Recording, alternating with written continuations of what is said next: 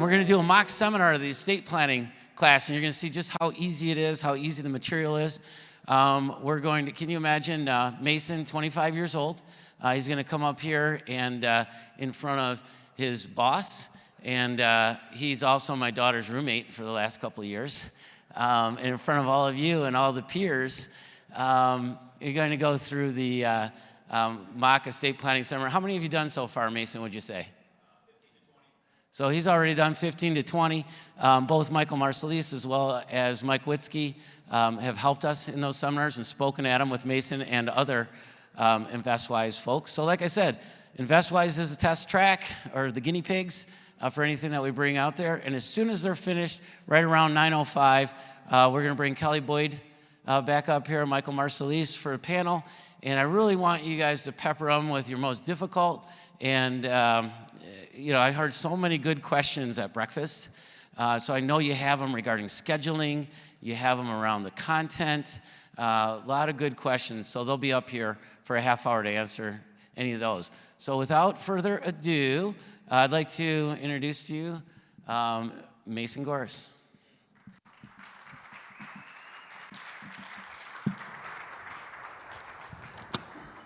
What is this? It's a dollar. What does this dollar represent? Not much. Something different to everybody, right? To Mike and I today, this dollar represents our retirement nest egg, okay? Everything we've worked 10, 20, 30, sometimes even 50 years to build up. If this represents your retirement nest egg, how much would you say is yours? Not much again. 60%, okay. Anybody else? There's no wrong answer. A lot of people don't say 100%, and I agree. Not all of our retirement nest egg is ours. There's a lot of competing resources out there, and as we're going to discuss today at the topic of estate planning, what about taxes, right? Anything that is sitting in a tax-deferred retirement account, 401k, 403b, you have yet to pay taxes on that.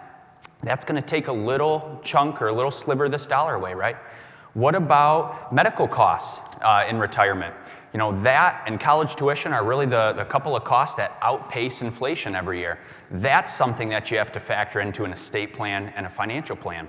How about estate planning mistakes themselves? That's what Mike and I are going to talk about today. We're going to try and minimize a lot of the mistakes that we see in our day-to-day job. That could take a chunk of the dollar away too. And I'm sure everybody else can think of another 2 or 3 things that have either happened or are a concern of yours, looking forward when you're going to craft an estate plan or in retirement.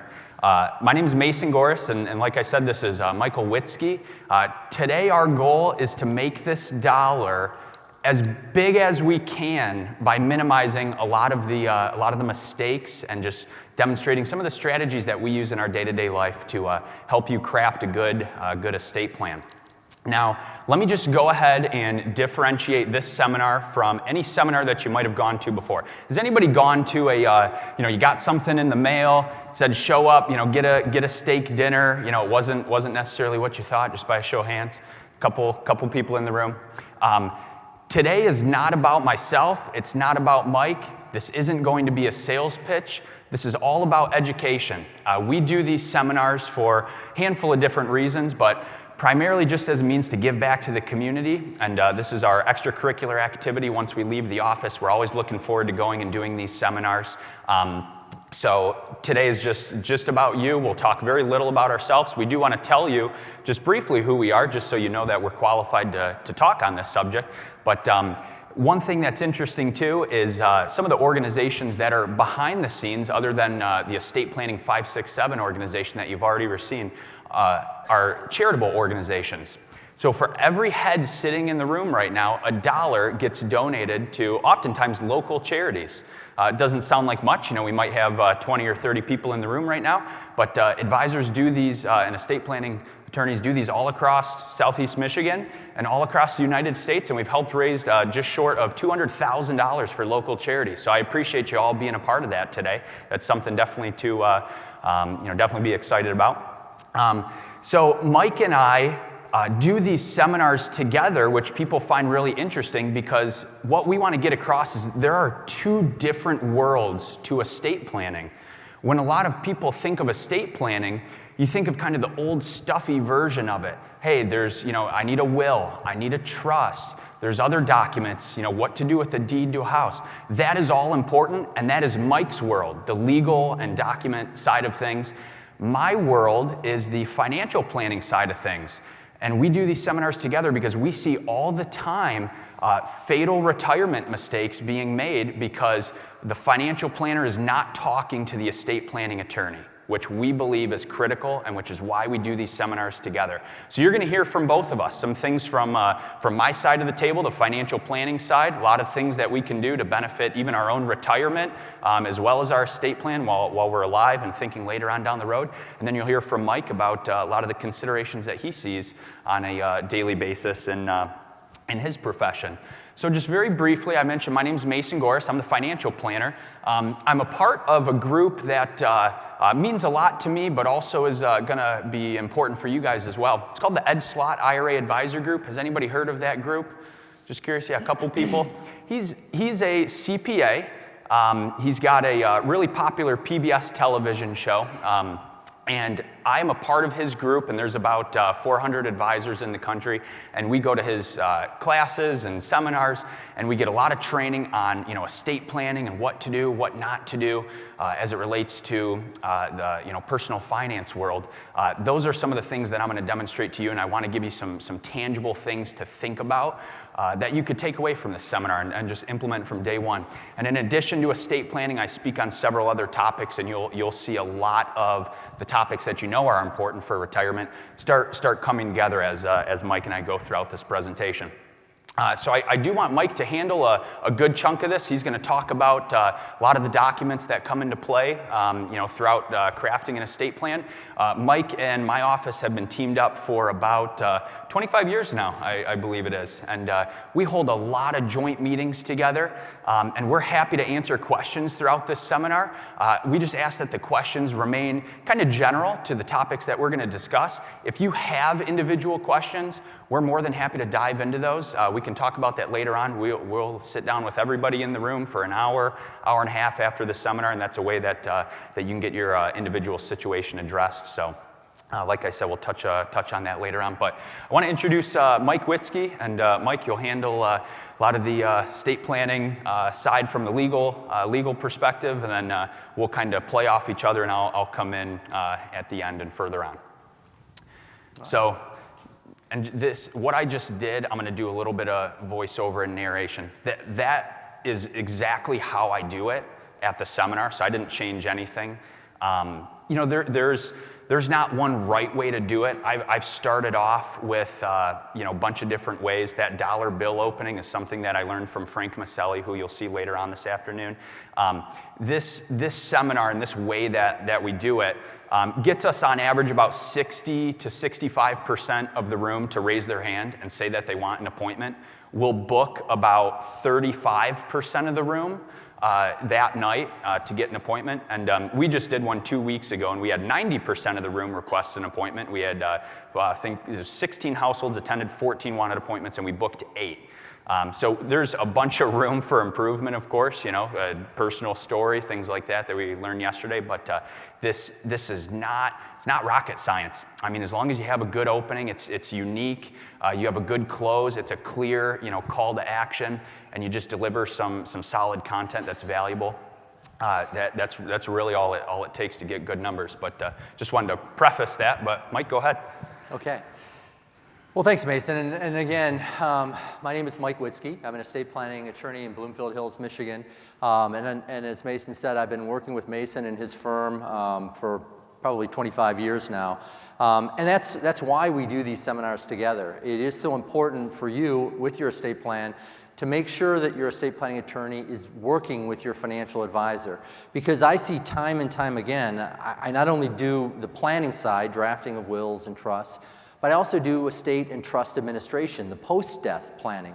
And time again, I see mistakes that were made where folks who paid, $1,000, $2,000, $3,000 for this estate plan, which they thought was going to help them avoid probate, When they die, it doesn't avoid probate. Their assets end up in probate court, and I have seen kids, the children looking at me saying, well, Mike, why did my parents pay all this money to have a trust done? They told us they did this, it was all set, they weren't going to go up to probate, and now they're in probate. Now you're telling us we have to probate their house or their financial accounts. Why is that?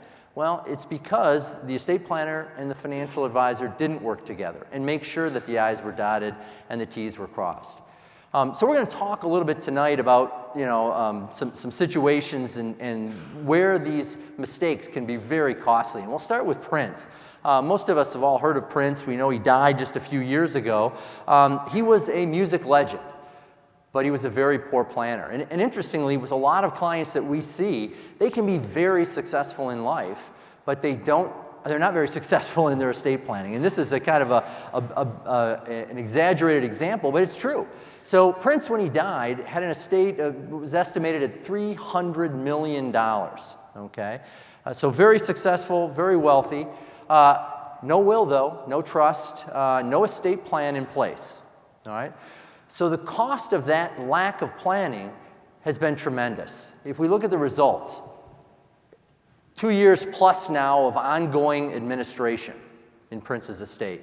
We had initially people coming out of the woodwork saying they were, issue of Prince. We've had family members fighting over this. And what has that resulted in? Well, up to now, almost $6 million has been paid to the attorneys, which, that doesn't sound so bad to me, but certainly if that's my estate, that's not where I want my estate to go. In addition, there's another almost $3 million of attorney fees that have been requested. Anybody want to guess so far how much has been distributed to the heirs? Yeah, 0. In fact, I just read the other day that Prince's sister actually has sold off a portion of her inheritance, I think to a private equity firm, in order to finance the litigation that's going on. And this came about because this private equity firm came in and have asked to be given notice of all the hearings and all that, and now there's a fight over whether or not they're entitled to that as a assignee of an estate. So it just shows you, and these are big numbers, these are exaggerated numbers, but they're real. And if you take a few zeros off, this could happen to any of us if we don't have good planning in place. In addition, Prince's estate is subject to federal estate tax. Now, the federal estate tax with the recent change in the tax law has been raised dramatically. All right, so many of us in this room won't have to worry about it. It's now over $11 million per person. A married couple, $23 million can be passed before there's a federal estate tax. But in Prince's estate, obviously he's over that. And the estate tax burden, once you exceed that threshold, the tax is 40%. So 40% of his estate essentially is going to go off to Washington, D.C., and none of us want to see that. Almost all of us can find better ways to spend our money. Do you think Bill Gates is going to pay 40% estate tax? He's not. No, he has a plan in place that the last thing I read is going to reduce his estate tax to 0. His foundation will be a primary beneficiary. He's made sure his children are taken care of, and that's just a result of good planning. So don't be like Prince. All right. So if you haven't done a plan, you're not alone. The latest Gallup poll that we've seen show that 55% of adults don't even have a will, and that's just the beginning of a good estate plan. 44% do report having a will, and the majority of those, if you go up, the older Americans are more likely. Obviously, as we age, the end becomes clearer in our sight, and we think more about these issues. But everyone needs some type of estate plan. And we're going to talk tonight about some documents that everybody in this room should have. All right? So, when clients come in to see me and they say, Mike, we need to do some estate planning. We've been concerned about this. We know we got to have something in place. I mean, most of them come to me and there's 3 things they're trying to accomplish. Number 1, they want to make sure the right people end up with their property, and that they end up with it at the right time and with proper restrictions. So I'm married. I've got 3 boys. If my wife and I both die, we want to make sure my children benefit from what we have in our estate.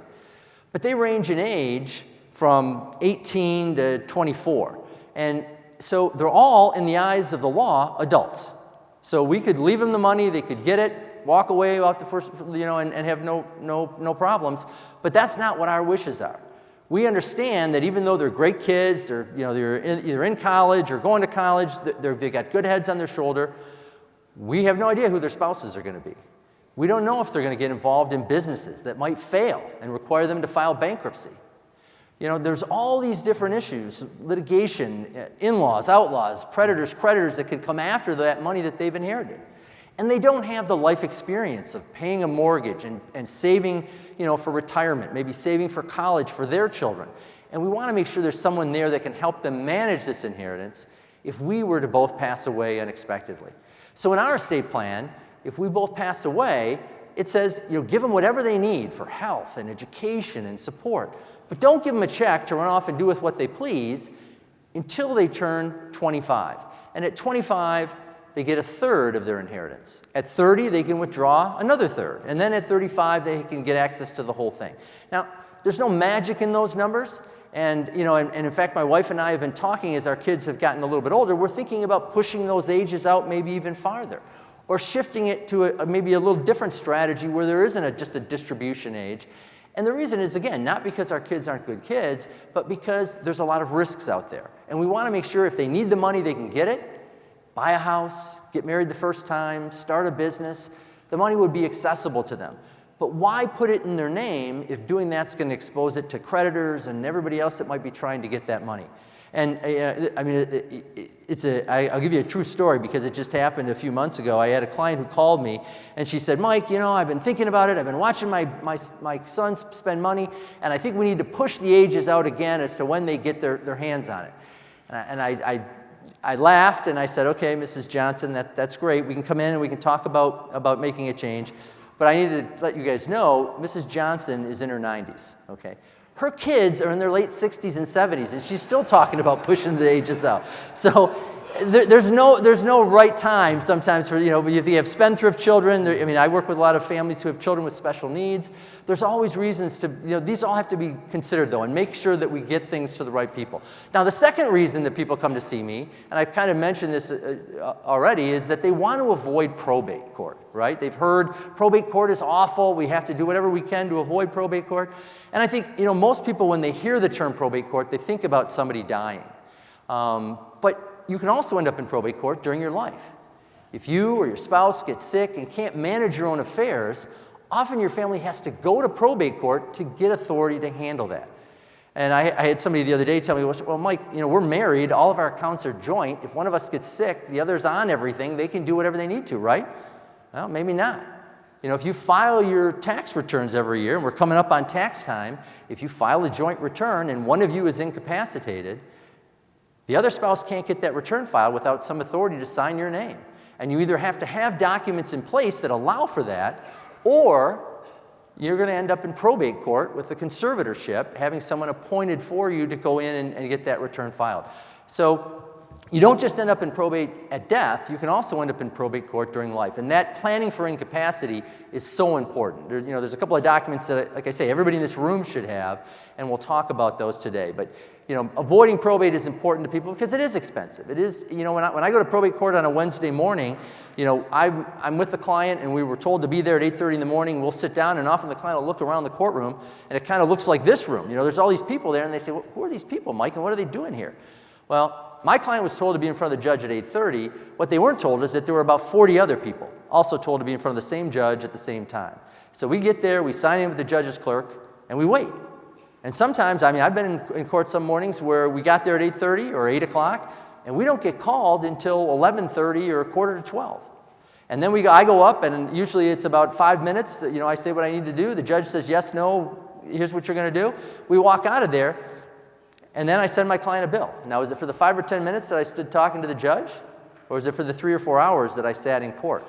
So probate court, I get paid for my time when I'm doing probate. It's expensive, it's inefficient, and if we can avoid it, we typically want to. So, there are some ways, very simple, that we can avoid probate court: titling of property, using trusts, having proper powers of attorney, and that's all important. So avoiding probate is number 2. And then the third reason that people come in to see me, I've kind of spoken about a little bit already, is protecting the assets, making sure that when those assets pass, they're not going to be hit with heavy tax burdens, that they're going to be protected as they pass down to the next generation, that we can build in protections if we have a child who has special needs, or if we have someone who's a spendthrift, or maybe their spouse is a spendthrift, or maybe they've had problems with addiction in the past, or mental health issues. All of those things can be protected through good planning, but you have to plan. If you leave it to the default, it's not going to be taken care of. So, you can kind of see all these different issues that clients have.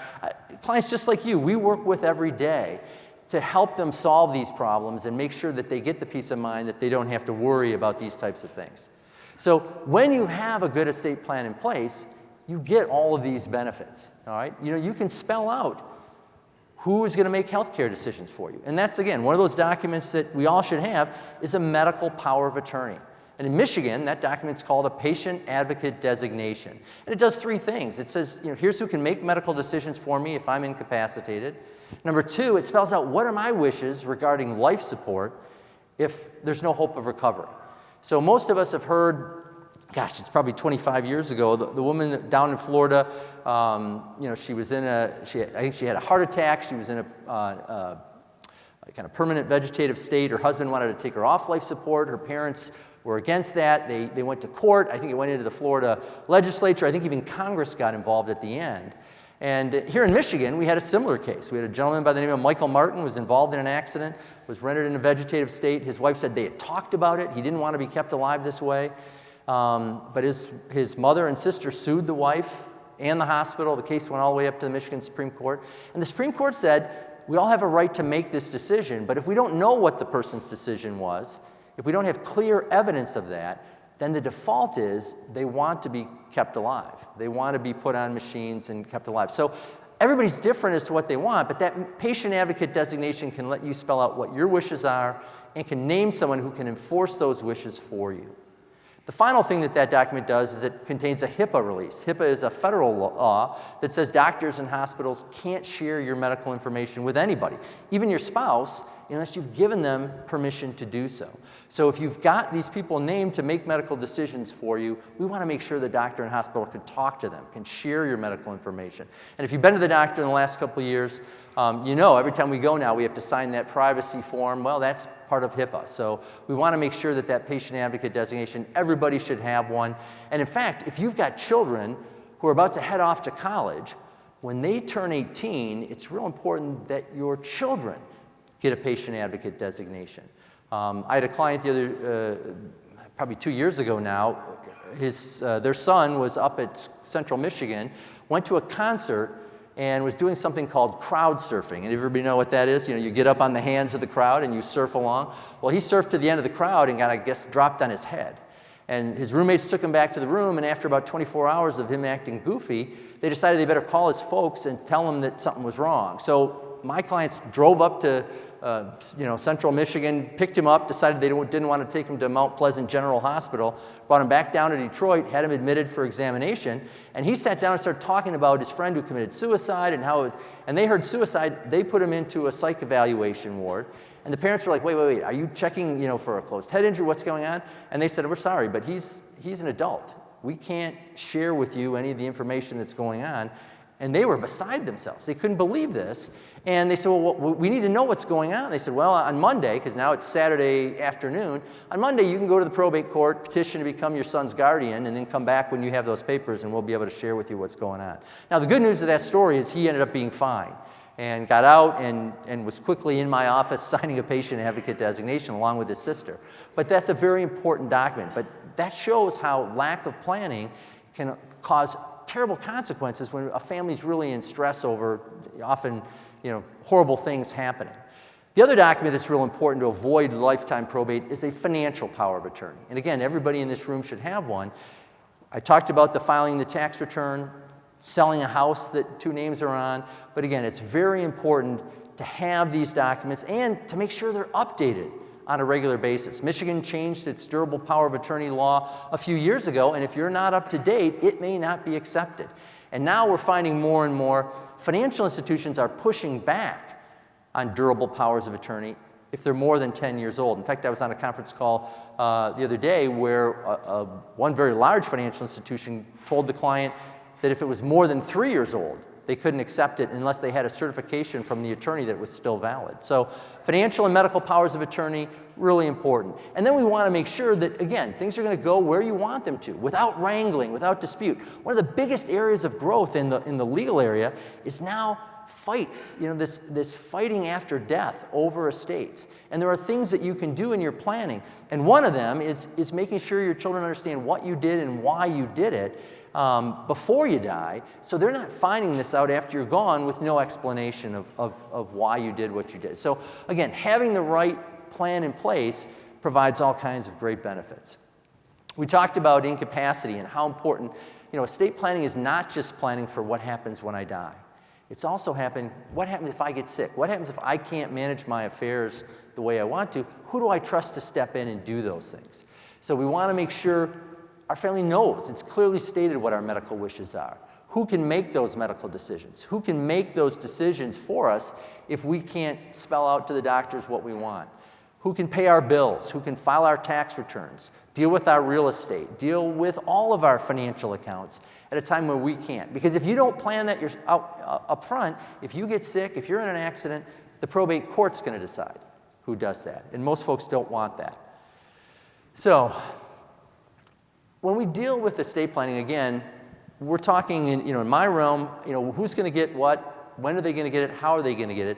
But again, that's tangible assets. That's your house, your financial accounts, it's your personal property, jewelry and furniture. But there's a whole other part of estate planning that we talk about with our clients, which is not just transferring your assets, but also transferring values, transferring skills, transferring things that were important to you, whether those are organizations or just, the intellectual assets that you have. There are ways that you can pass these on to children and grandchildren. And an example that I can use that I just worked with a client a few weeks ago that has set up now a donor advised fund. And a donor advised fund is a charitable fund that you put money into and then you control it, but you can then use that money to make charitable contributions in the future. These are becoming more and more popular. In fact, by amounts donated to charity, donor advised funds are now the largest charities in Michigan. And this family had created a donor advised fund. They had sold a portion of their business and they had a liquidity event. They wanted to minimize taxes, and so they put some of those proceeds into this donor advised fund to get a tax deduction. So you put the money in the donor advised fund, you get the tax deduction, and then you have the future to make distributions out of that fund to various charities of your choice. Well, they have gotten their grandchildren involved. And they explained to them that they now have this donor advised fund, and they said, this is our family kind of charitable fund. And they instructed the grandchildren that they wanted them to look at different charities that they may, as a family, make contributions to year after year. And they asked the grandchildren to do a little report and present it in front of the family as to why this charity, and they talked about one of their granddaughters had a real affinity for the Detroit Zoo and wanted to leave some money to the Detroit Zoo. And so she put together a whole presentation upon what the zoo does and why it's important for animals and important for the community and all this stuff, and they ended up taking some of the money out of the donor advised fund and make that contribution. So that's an example of not just transferring wealth, but transferring also the values the family has down to the next generation or even beyond that. Mike, if you don't mind, I'll share a personal story as well. When I talk to clients of mine about estate planning, so much of that conversation is the monetary, side of it. Hey, money being transferred, legal documents. Yes, that is definitely important. A lot of it, though, is just the emotional and psychological, conversations to be had as well. And the things that a lot of people don't think about in an estate plan that I find are family recipes or, certain artifacts at your house that, you didn't think would be important to any, grandchildren or children, brothers, sisters, but they end up being really important. When I had a great-grandmother pass away about 4 years ago, and there are 16 grandkids on that side of my family, and what my grandma had done, so her daughter, when she wasn't doing well, my great-grandmother, she took a casserole recipe that shows up at every single holiday event. It's grandma's casserole. Nobody knew how to replicate it. We never even tried because, of course, it wouldn't be to spec, right? She wrote down, in my grandma's handwriting, that casserole recipe, framed it, gave it to all 16 beneficiaries. That, for me and my siblings and my cousins, was way more important than anything, monetarily that we were going to receive. So it's thinking about things like that and engaging the next generation, which is something that Mike and I do in meetings regularly, is have family meetings. We need to know and have a relationship with your beneficiaries just in case something happens. We need to get in touch with them, or to make sure that what we've talked about in our meetings is going to flow through to the next generation. They know what's important to you as well. And again, I think that goes to where working together, having your estate planning attorney working with your financial advisor, really is going to give you the peace of mind that you're going to want out of this process. Knowing that the spouse, often we'll see one spouse maybe isn't as involved in the finances as the other, doesn't really know where everything is even sometimes. And so making sure that legacy plan outlines for the spouse that there's a team in place to help you. And if they don't want to get involved in bill pay and managing the financial assets, that's okay. But they need to know that there is a plan in place in case something happens to the spouse that's more involved, and that they're going to have enough money to live comfortably. Yesterday we heard the story of the one speaker, which was terrible. But the question over and over again is there enough? Am I going to be okay? And that's what this planning process is going to help you with, is to make sure you're going to know that there is a plan in place. If the worst happens, if there's an accident, if there's a death that's unexpected, there's a plan in place, and there's a team behind you to help you get that plan effectuated. So your spouse knows what's going on. They're going to have enough resources. Your children are taken care of. They're prepared. Mason indicated, we'll meet with families. After the estate plan is done, we'll meet with the children, the adult children, and let them know, mom and dad did this. This is why they did it. Here's where they keep it. This is the reasons they did these things, and here's the documents that are in there. This is, all, so that when there is an emergency, that plan is going to work. Because so many folks have estate plans. They've done them, and they thought, okay, this is done. I'm going to put it on the shelf, and I'm going to forget about it. And often things change. Assets change, laws change, people change. And we need to make sure that this plan is going to work. So, we want to have those family meetings. As an estate planning attorney, I'm often jealous of the financial advisor because they're talking to the clients, if not annually, sometimes quarterly even, where me, it's usually about every 3 to 5 years we tell our clients, you need to come back in and review things to make sure it still makes sense, to make sure you understand what we did and why we did it. And so that's an important part of this process, is to make sure that everybody is prepared for what may happen or what ultimately will happen. We talked about grandchildren, preparing them and doing things to help them get ready to understand what the family values are and how those can be passed down. And then also to make sure that the world is benefited. And we do a lot of charitable discussions, and now with the Secure Act that many of you have probably heard about that affects our retirement plans, there's things with charity that can help avoid taxes and really can make the pie that you're leaving to your children or your grandchildren even larger than it would have been had you not done the plan and included charity in the whole thing. So I know, Mason, if you want to talk about how our process is a little different in terms of we use the 6-step legacy planning process to help our clients get their affairs in order. Yeah, so kind of how we built this presentation is just putting together what are some of these actionable documents that everybody needs to have in place. Mike alluded to, financial and medical power of attorney.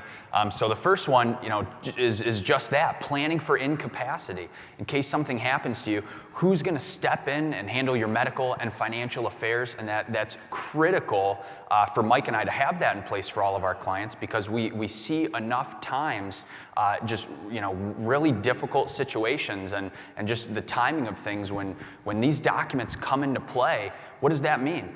it means something not good is going on in your life. Somebody was in a car accident.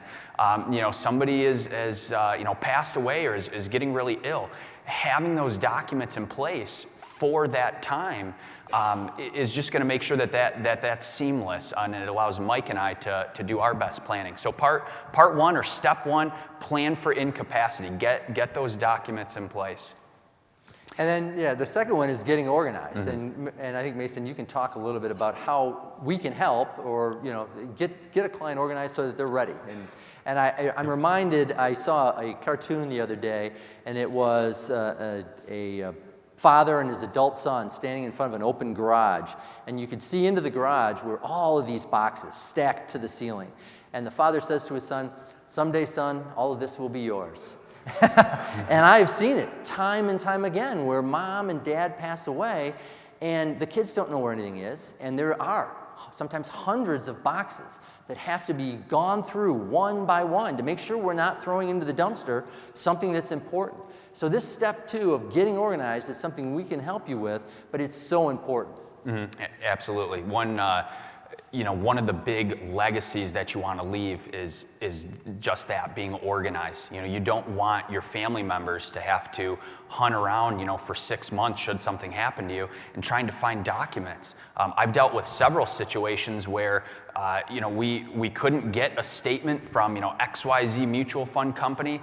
The beneficiary, my client, just remembered that there was some blue on the page. I don't know.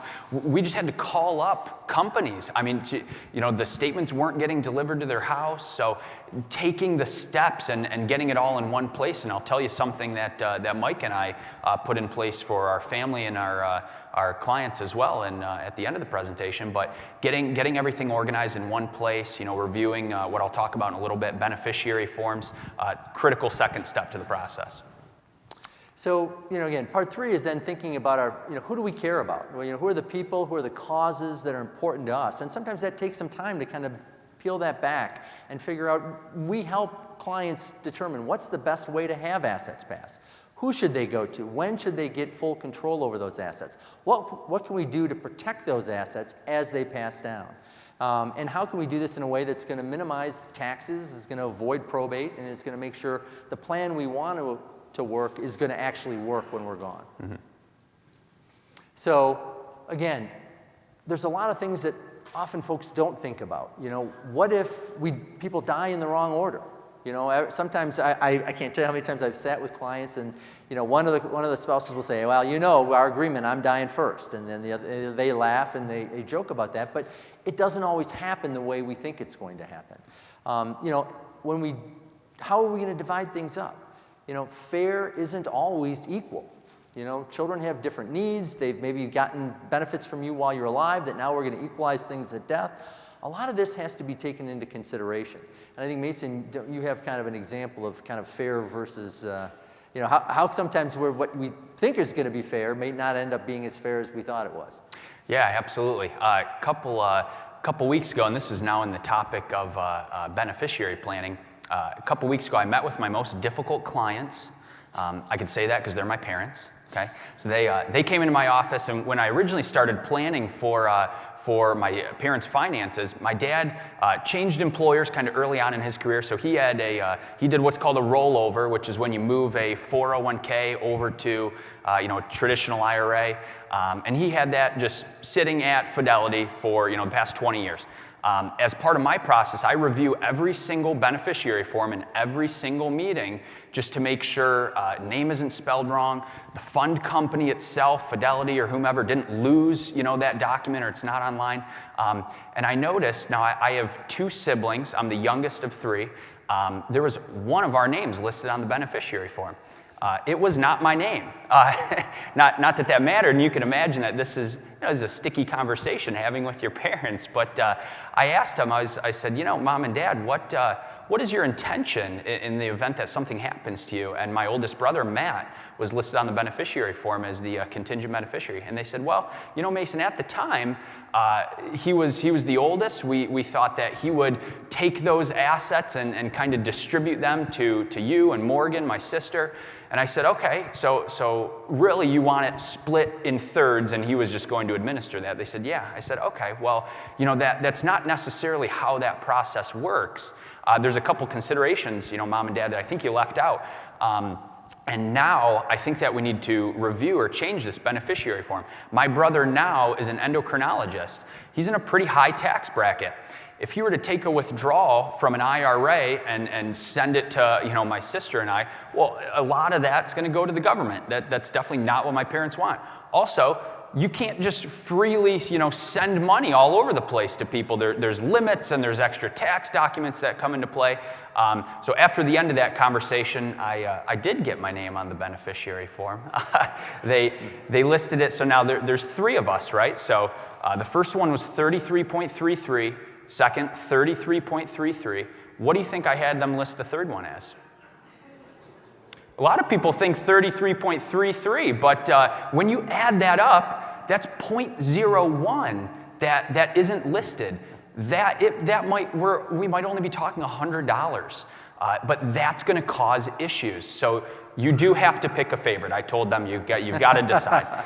They rounded one of us up to 33.34, so it's a clean 100%. So as a good takeaway from this seminar, you know, some no-brainers, some of these documents that we've talked about, powers of attorney, and then review your beneficiary forms. And if you want to have a further conversation on, hey, you know, what happens if, as Mike said, people pass away in the wrong order, that's critically important. We'd be happy to dive into that.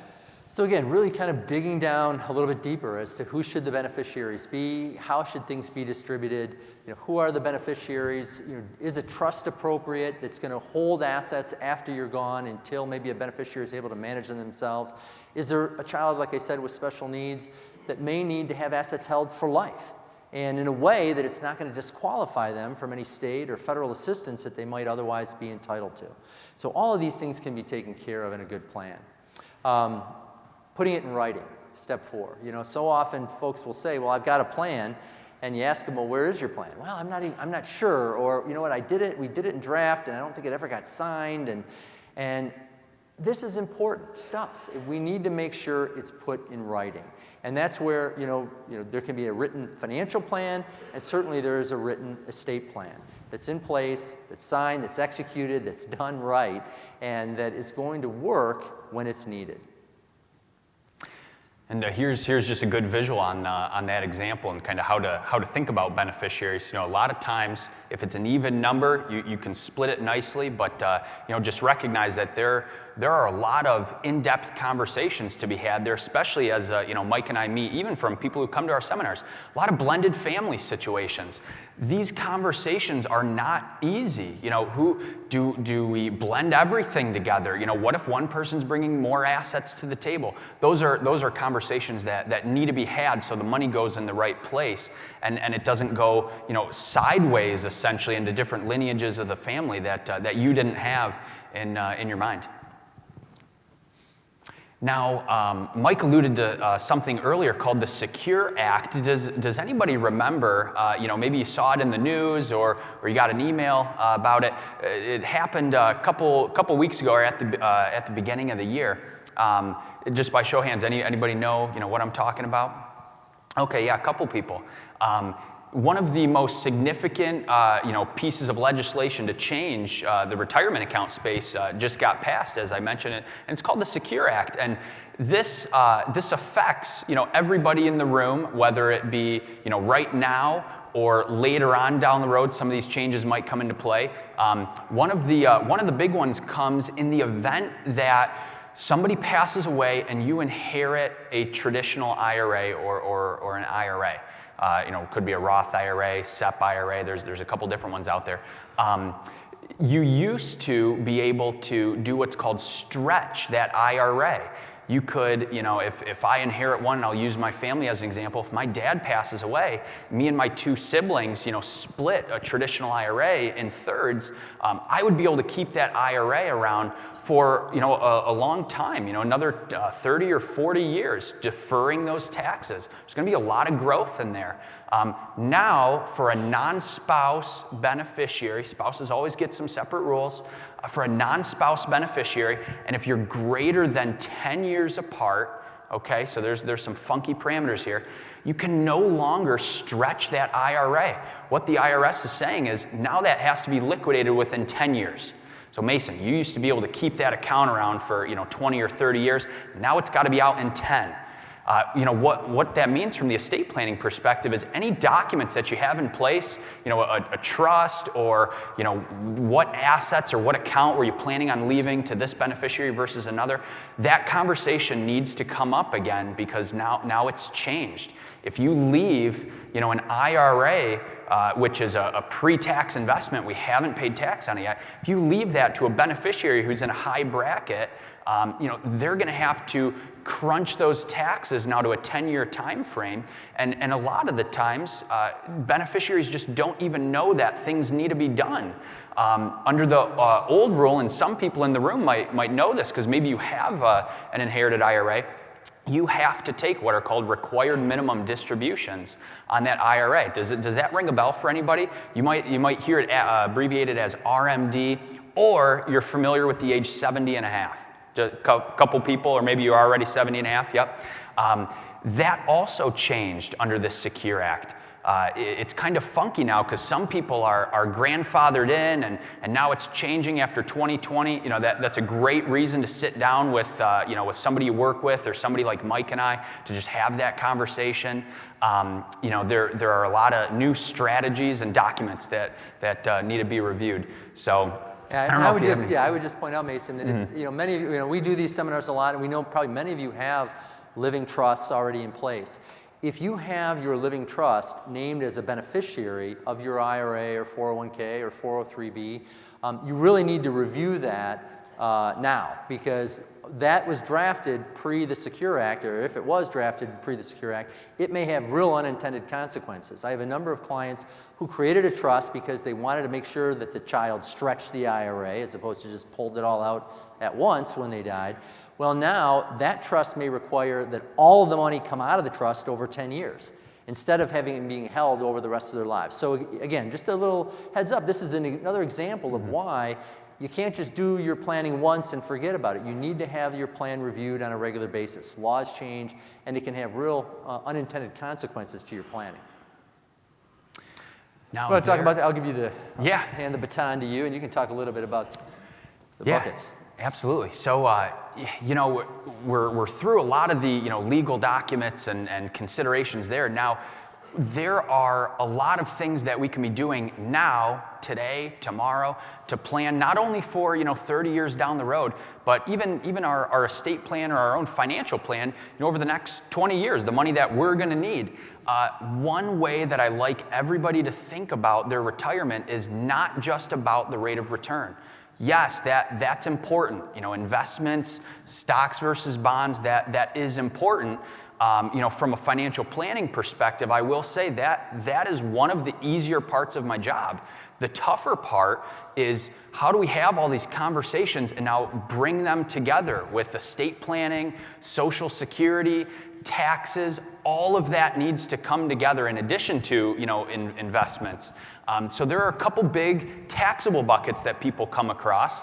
A lot of us are heavy or overfunded in the tax-deferred bucket, kind of naturally so, because the mindset was always, let's load up the 401k. Hey, we get a company match. That's a no-brainer. Let's throw it in there. Maybe you go above and beyond that. Now you're about to retire, and you have all of your money sitting in an investment or a vehicle that hasn't been taxed yet. So you think you're going to go into a lower tax environment, but that's quite the opposite. You might start paying a lot of taxes, and something that we can't get into today is now your Social Security might be taxed, and even more taxes being paid. The taxable bucket from the estate planning side of things, something very unique can happen when giving a taxable bucket or a taxable investment or account to a beneficiary. One way to know if you have one of these accounts is if you buy or sell something and you generate what's called a short or a long-term capital gain or capital loss, or if you don't do anything throughout the year and you still get a 1099 from that account. Those are some good indications that you have one of these taxable buckets set up, and in the event that somebody passes away, what the IRS does is they kind of draw a new line in the sand for us. They say, okay, Mason, you passed away. Now your beneficiaries are going to inherit this account, and they're not going to be responsible for all that gain that had happened in the past. We're going to start fresh on the day you passed away, and now the beneficiaries are responsible for anything above and beyond that. That's really important to think about in estate planning and financial planning, because now, rather than leaving an IRA to a beneficiary, you might want to leave one of those taxable accounts. Or you might want to leave what's called the tax-free bucket. Anybody curious about the tax-free bucket? It sounds too good to be true. That's where something called a Roth IRA lives. Does anybody have a Roth IRA in the room? Great, couple people. Roth IRAs, they haven't been around a long time, so not a lot of people have adopted them so far, but they're really important tools for not only our own retirement, but estate planning or inheriting or giving funds to beneficiaries as well. Right now, taxes, I say, are on sale. Right? If you might not feel like you're paying a smaller amount in taxes, at the end of the year, it always just seems like way too much. But a lot of those tax brackets just bumped down 3% roughly for all of us. So now I'm having the conversation of, hey, let's take some money from this overfunded tax-deferred bucket and let's move it to a Roth IRA via something called a conversion. I have that conversation with everybody who comes and sits down in my office, because not only for ourselves, in our later bucket down the road, we should get some money growing tax-free for ourselves, and you could take advantage of this, on sale tax bracket situation. And also, if you leave these funds to a beneficiary, they inherit it tax-free as well. And that kind of leads me over to the fourth bucket there, which is life insurance. If you want to get money to a beneficiary tax-free, Roth IRAs are something to think about and have a conversation about, and then life insurance as well. Those proceeds are tax-free to beneficiaries, and that comes into play a lot, with estate planning. You might not have a specific amount of money that you want to leave to a beneficiary, but you at least have to know all your options on the table, and that's oftentimes what Mike and I are working or walking people through, even from folks who come from seminars like this, who want to talk more afterwards.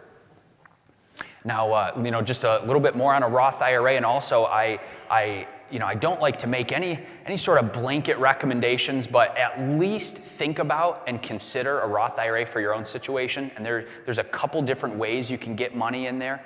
If you're still working, you could do what's called a contribution.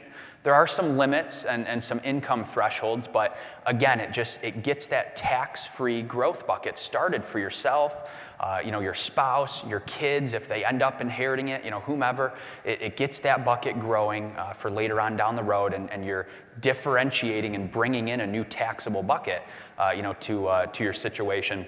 And like I mentioned, the process of a conversion, taking money from a traditional IRA, moving it over to a Roth IRA. I can get more in depth afterwards if that's something that appeals to you. I at least have that conversation with everybody who comes in my office. But those are things that can help not only our own financial plan, diversifying between tax buckets, pulling from the right tax bucket, even for our own retirement income, which will, of course, lower taxes. That means potentially more money in an estate plan, or the right accounts going to the right people as well. And step 5, is just start the conversations, with beneficiaries, with other people, letting them know, hey, here's where these documents are located. Here are some of the things that I want to have happen. A lot of that is built in already, to an estate plan that Mike would build.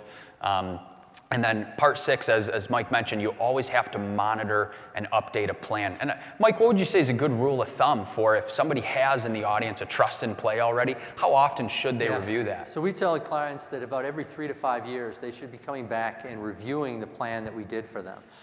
We don't charge anything for that review. It's just, again, checking to make sure they remember what we did and who we named to act as, executor of their estate, trustee of their trust, who their power of attorney is, their medical power of attorney. We review the assets again to make sure that things are still funded properly. Often we'll catch those accounts that got switched and never really properly got funded. Maybe they picked up a cottage or some type of a business interest, an LLC they opened up. We want to make sure all those are still connected to the trust. And then we capture any changes in the law that have occurred since they last came through. Mm-hmm. Absolutely. And updating your financial plan too. Again, we're trying to stress that your financial plan and estate plan, they're so interconnected through every step of the way. And one big mistake that I see being made, in the trying to coordinate the financial planner with the estate planner is the trust or legal documents that you have in place don't get funded, what we call it. You don't have the trust listed on the beneficiary form. It is critical for me and every single client of mine that I have a relationship with the other professionals that so to speak, sit at their table, because that's how I'm going to do the best job, and that's how I know I'm going to reduce any of these silly mistakes that just required a phone call or a conversation. So that's important, all those folks working together. Now that is all the content that Mike and I had for you, and I know that this is a lot. We tried to make it not drinking from a fire hose. We recognize that everybody has their own unique situation, specific questions, family structure. One great benefit of coming to these seminars and through the organization that we do these through is you can sit down with Mike and I. We do joint meetings. We like for both of us to be there, and if you think that would be a valuable use of your time, we'll try and bring you as much value as possible. We're more than happy to sit down with you for an hour and a half. We generally do it in my office. Mike does have an office, separate from mine if that works better as far as where you're located at. But think of it as it's really just a time to brainstorm and get a second opinion. Hey, I've got these documents in place, or here's my financial plan. What do you think? Based on kind of this conversation we're having and what I want to have done. There's no obligation to do any sort of business with us. Just like I hope you feel today, and this presentation wasn't a sales pitch. Don't think we're going to slide you an invoice, across the table if you come into the office. We're just happy to meet with you. We frequently meet with people after our seminars just as a value add. And one thing that I wanted to mention is, for anybody who comes into our office, I like for everybody to go away with something that we build called the Family Estate Organizer. I recognize that not everybody has started this process of estate planning, and it is a big, mental and psychological hurdle to start. We want to make that easy. We have our calendar. Stacy at the back, our admin, has both mine and Mike's calendars. We tried to do our best to block off our next 2 or 3 weeks, so feel free to meet with her on your way out. But if you want one of these, we'll give you one of these if you come in the office. The Family Estate Organizer. It is a really good template and encompasses everything that you need in an estate plan. Once you get your legal documents in place, all of my, financial considerations and copies of documents and deeds and, powers of attorney, they all go in this, and this is your go-to, binder for your family should something happen to you. I've put this in play in my own family. It's critically important, and some of the tabs in here, your written financial plan. There's a section called My Wishes. It's what you want to have happen, and should something happen to you, or you're planning a funeral, just recognize that if you don't have something in place like this, it's your beneficiaries, your children, your brothers and sisters, who have to have those conversations and make those decisions for you. This is a way that you can organize yourself. Like I said, it encompasses a lot of different things: prescription information, in case a medical professional comes over your house, what sort of drugs are you taking, who's your doctor, emergency contact information, and all mine and Mike's contact information is in here as well. So if something happens to you, we want your beneficiaries, a lot of times we've already had a conversation or a relationship established with them.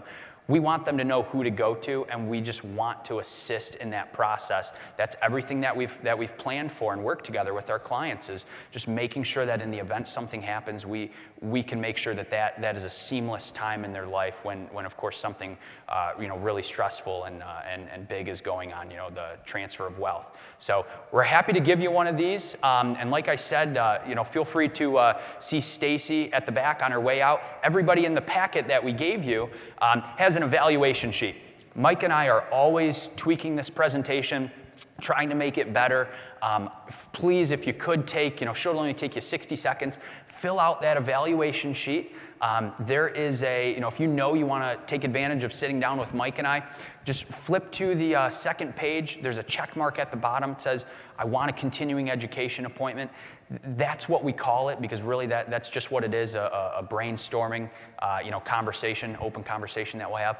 Feel free to check that, what day you want, and then see Stacy. And if you want any more information from us, or you have specific questions or things you want us to follow up on, feel free to mark some of those check boxes also on the second page, and we'll make sure to follow up and get you all the answers that you need. We just want everybody who comes to our seminars to be in good shape going forward. So Mike, if you don't have anything else, we really appreciated everybody being in the audience. Thanks for all the questions. You guys were great, and we'll stick around a little bit afterwards as we pack up for any specific questions, but we appreciate everybody coming out. Thank you. Great job, everybody.